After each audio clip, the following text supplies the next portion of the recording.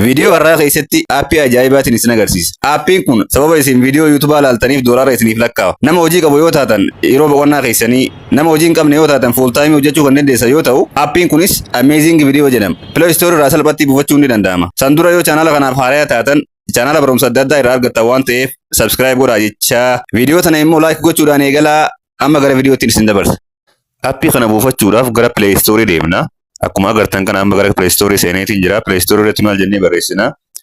Amazing Video jennee barreessina jechuudha. Haala kanaan Amazing Video jennee yeroo barreessinu haala kanaan nu dhufa. Sanboota irra gattu qabna. Yeroo gattu qabnu haala kanaan nu dhufte jechuudha. Kanaaf lammaffaa irra jirtu Amazing Video jettu tana isii filannaa jechuudha. Isii install goona irra gattu qabne. Kanaaf gara aappii Amazing Video jedhu kana yeroo seentan haala kanaan isiniif fida jechuudha. Akka isin agartan kana profaayila keessan haala kanaan guutuu qabdanii jalqaba akka isin avaatara filattan isin gaafata. Kanaaf avaataroota jiran kana keessaa yookaan immoo footoo agartan kana keessaa footoo isinitti toleerra kaayyattanii jechuudha. Nama footoo mucaa kanarraan kaayyadha avaatara kiyya. Itti aansee username jaa maqaa keessan guutan jechuudha bakka kanatti. Okay. Maqaa keessan haala kanaan itti barreessuu ni dandeessanii.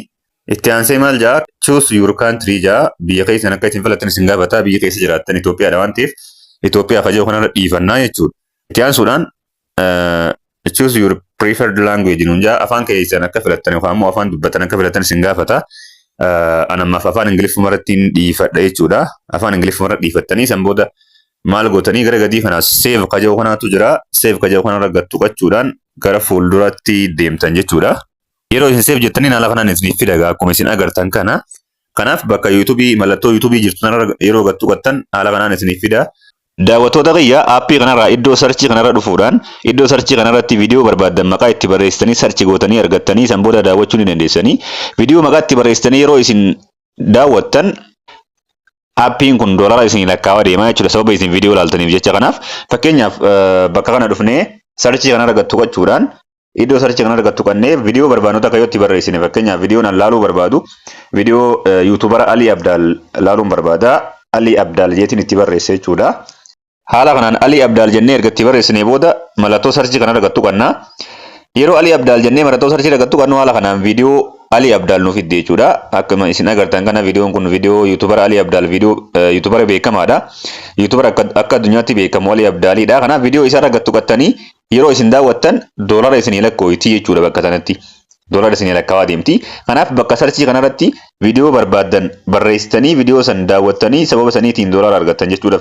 Fakkeenyaaf manzuumaa raayyaa abbaa macaa dhaggeeffachuu barbaadne raayyaa abbaa macaa jennee haala kanaan yeroo nuti barreessinu manzuumaa isaa haala kanaan nuuf fiddi manzuumaa isaa dhaggeeffachuu dandeessanii. Okay. Manzuumaa yoo feetan dhaggeeffachuu dandeessanii yoo feetan viidiyoo barbaaddan daawwachuu dandeessanii viidiyoolee barbaaddan asirra barreessanii daawwattanii san booda sababa isin viidiyoo daawwattaniif doolaara isin lakkaawaa deemte jechuudha. Haala kanaan bakka sarchii kanatti viidiyoo barbaaddan barreessuudhaan viidiyoon isaa yeroo isin dhufte daawwachuudhaan san booda doolaara isin lakkaawaa maaliif anammaan tana viidiyoo irra gattu qachuu hin danda'u sababni isaa waraabaatiin jira waan ta'eef yeroo waraabaa jiru viidiyoo irra gattu qadhee yuutuubiin adaba waan ta'eef amma taphachiisee isin agarsiisuu hin danda'u jechuudha. Isin garuu irra gattu qachuudhaan sababa isin daawwattaniif jecha doolaara isin lakkaawaa deemaa jechuudha. Inni jalqabaa kana fakkaata. Egaa as keessa haala kanaan bahuudhaan if duba yeroo deebinu ka jalqabaa kanarra gattu qannaa. Opshina jalqabaa kanarra yeroo gattu qannu haala kanaan nuu ba'a jechuudha. Opshini jalqabaa kun maali? Riferaalii agarsiisa jechuudha. Riferaalii jechuun hiriyaa keenya aappii kana hin argatiniif liinkii kana akkuma agartan kana kooppii liinkii taja'uu jira. Kooppii liinkii taja'uu kanarra yeroo gattu qannu liinkii keenya kooppii nu godha. Liinkii kana kooppii godhuudhaan hiriyaa keenya kan aappii kana hin argatiniif yeroo erginu hiriyaan keenya yeroo aappii kanarratti galmaa'u doolaara nu lakkaa'aa deema jechuudha. Fakkeenyaaf nam tokko irratti doolaara 0.1 nu lakkaa'aa jechuudha. Doolaara 0.1 yookaan immoo saantima 10 nu lakkaa'aa deema. Haala kanaan hiriyaa keenya irratti afeeruudhaan sheer godhuudhaan doolaara dalagachuun ni danda'ama jechuudha sababa riferaaliitiini. Kan itti aanu gubbaa kana akkuma isin agartan kana give away kajoo kanaatu jira. Give away yeroo gattu qattan haala kanaan isiniif baha jechuudha. Give awayin kun guyyatti doolaara 25 faadha. Akkasuma guyyatti haga doolaara 25 tti argachuu dandeessan give away kanaan jechuudha. Guyyatti give awayin kun yeroo takka kannama jechuudha. Akkuma isin agartan kana sa'aatii 14 booddee give awayin kun gadhiifama jechuudha. Yeroo give awayin gadhiifamu give away san hojjechuu keessan qofaan haga doolaara 25 tti isin lakkaa'uu danda'a jechuudha aappiin kun. Peejuma kanarraa ammas kan itti aanu maali? Leaderboard kajoo kanaatu jira. Leaderboard kajoo kanarra yeroo gattu qannee ilaallu leaderboard kana haala kanaan nuuf bana jechuudha. Leaderboard jechuun maali? Namoota asirratti hojjechaa jiru nu agarsiisa. Fakkeenyaaf namoonni asirratti hojjechaa jiran haaluma kanaan akkuma isin agartan kanatti isiniif fida jechuudha. Fakkeenyaaf namni jalqabaa kun $5 referaalii 20 qaba. Kan itti aanu kun referaalii 29 yookaan immoo hiriyaa isaa nama 29 qaba. $10 qaba jechuudha. Referaalii 18 qaba. $3 qaba jechuudha. Kan sadaffaa irratti argamu kuni. Kanaaf jalqabaa namni amma har'aan tana guyyaa irraa kana namni jalqaba irra jiru nama emmi piroofaayiliin isaa emmi kana jechuudha inni. Referaala nama 29 qaba. $10 qaba jechuudha. Gara gadii kana ammoo akkuma isin agartan kana jalqaba irra namichi jiru kun $1 itti aanee kan jirus tokko kan itti aanee jiru 0.6 haala kanaan namoota asirraa liidarboordii irra jiran namoota sadarkaa asirratti qabatanii jiran haala kanaan nu agarsiisa jechuudha. Haala kanaan laaluu dandeenya liidarboordiin kana fakkaata. Itti aanee jiru kun maayilstoon kan jedhu kana yeroo tuqattan haala kanaan isiniif fida. Maayilstooniin keessan haala kanaan isiniif fida jechuudha. Fakkeenyaaf referaala nama 5 yoo fiddan gara appii kanaa nama 5 yoo fiddan $0.1 isiniif lakkaawa ja'a. Nama 10 yoo fiddan $0.15 haala kanaan referaalii keessan irra dhaabbatee isiniif lakkaawa deema jechuudha doolaraa jechuudha. Maayilstooniin kun kana fakkaata. Egaa kan itti aanu akkuma isin agartan kana kan itti aanu kana yeroo tuqannee ilaallu kan itti aanu kun kana fakkaata. Reediyoo adda addaatu jira. Reediyoo kana dhaggeeffachuudhaan doolaara isiniif lakkaa'a jechuudha. Fakkeenyaaf classical KDFC kan jedhu jiru kan jalqabaa kun classical KDFC jedha. Kan itti aanu akkasumatti reediyoo adda addaatu jira jechuudha. Reediyoolee FM'oon adda addaatiif reediyoolee adda addaa kana sababa isin dhaggeeffattaniif doolaara isiniif lakkaa'aa deema jechuudha. Akkuma isin agartan kana gara gubbaa kana faabiraayit kan jedhutu jira. Faabiraayitii jala godhachuu dandeessan jechuudha kan barbaaddanii. Kaantirii kan jedhutu jira. Biyyaan barbaaduu dandeessan jechuudha biyyi isin barbaaddaniin. Jeener kan jedhu kanaatu jira. Haala kanaan walitti qabachuu dandeessanii jechuudha. Jalaa kan mallattoo yuutuubii qabu kanarra yeroo tuqannu reefuun tan isin agarsiiseetiin jira. Asirraa viidiyoo barbaadan sarchi godhuudhaan viidiyoon san yeroo isinii dhufte viidiyoo san sababa isin daawwattaniif kan doolaara isiniif lakkaa'uudha jechuudha. Haala kanaan viidiyoo barbaadan irra tuqachuudhaan viidiyoo san yeroo isin daawwattan doolaara isiniif lakkaa'a jechuudha inni kuni. Kan itti aanu playlist kan jedhu kana playlist kan jedhu kanarra yeroo dhufnu ammoo haala kanaan wantoota barbaadan playlist godhachuu dandeessan jechuudha. Asirratti mallattoo pilaasii kanarra tuqachuudhaan create playlist kan jedhu kanarra godhattanii playlist uummattanii playlist jalatti waan barbaadan walitti qabachuu dandeessan jechuudha. Waan daawwachuu barbaadan san viidiyoo daawwachuu barbaadan san playlist jalatti yeroo isin walitti qabattan achirraa yeroo isin daawwattan san booddee doolaara isiniif lakkaa'a jechuudha. Kanaaf haala kanaan viidiyoo barbaadan as jala walitti qabattanii daawwachuudhaan doolaara isiniif lakkaa'a jechuudha. Akkuma agartan kana asirraa kaateegorii kan jedhutu jira. Kaateegorii kanarra yoo tuqattan haala kanaan kaateegorii barbaadan isiniif fida.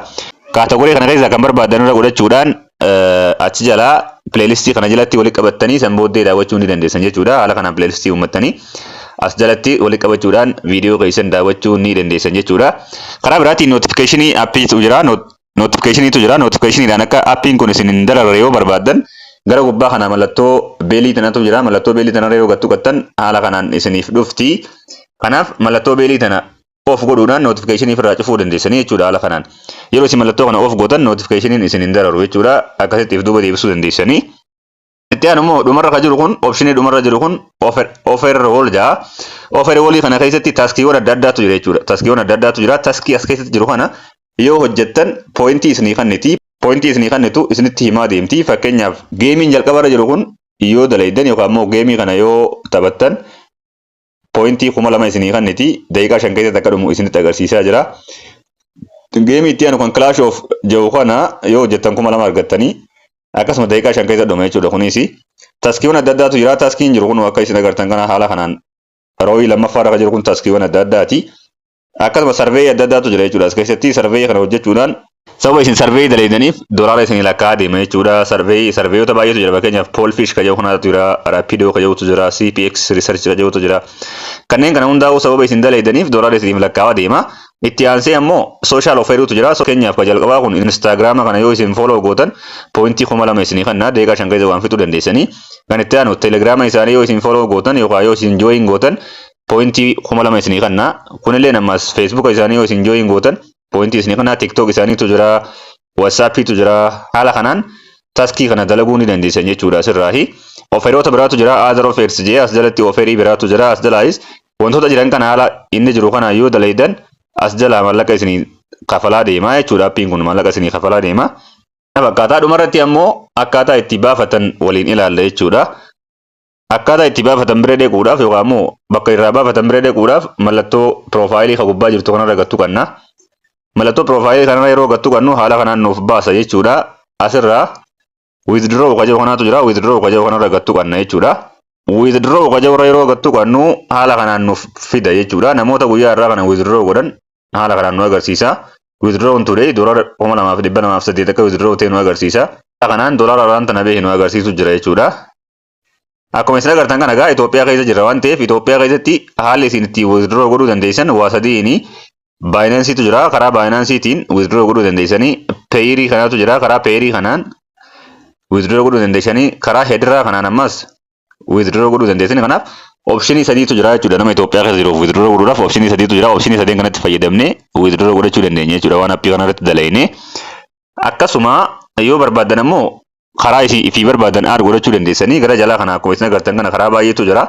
As keessa gad deemuudhaan PayPal yoo barbaadan PayPal irra tuqachuudhaan akkuma isin agartan kana PayPal inni jira.